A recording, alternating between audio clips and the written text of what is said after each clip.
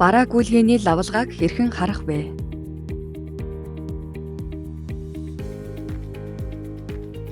Барааны менежмент хэсгийн лавлгаа цэс рүү орж бараа гүйлгээний лавлгааг сонгоно. Тайлант үе буюу он сарыг тохируулна.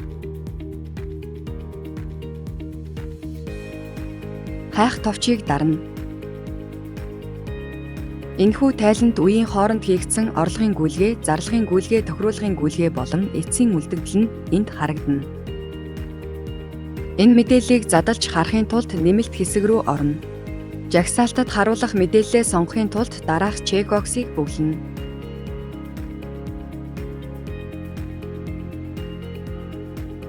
Хайх товчийг дарна.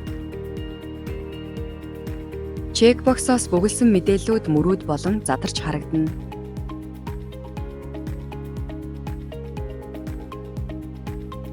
Мөн энэ нэмэлт хэсгээс орлого, зарлага, тохируулга зэрэг гүйлгээний төрлөөр нь задалж харж болно. Тохируулгыг сонгосноор тохируулгаас хийсэн гүйлгээнүүд харагдана. Бараа гүйлгээний дэлгэрэнгүй лавлгааг харахдаа барааны менежмент хэсгийн лавлгаа цэс рүү орж бараа гүйлгээний дэлгэрэнгүй лавлгааг сонгоно.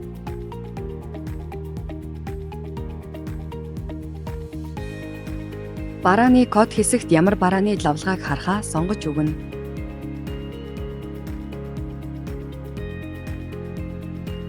Хайх товчийг дарна. Бараа гүйлгээний лавлгаа дээр харагдаж байсан мэдээллүүд мөр болон задарч дэлгэрэнгүй байдлаар харагдана.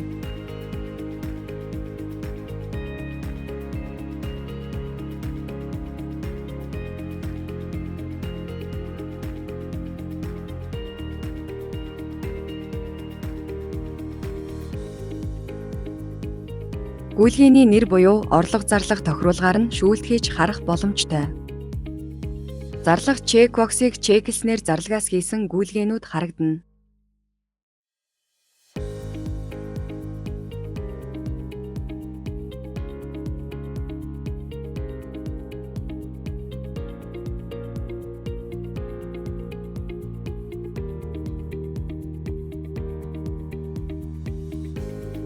Орлогоос авсан барааны гүйлгээг харахдаа орлого авах чекбоксыг чеклэнэ.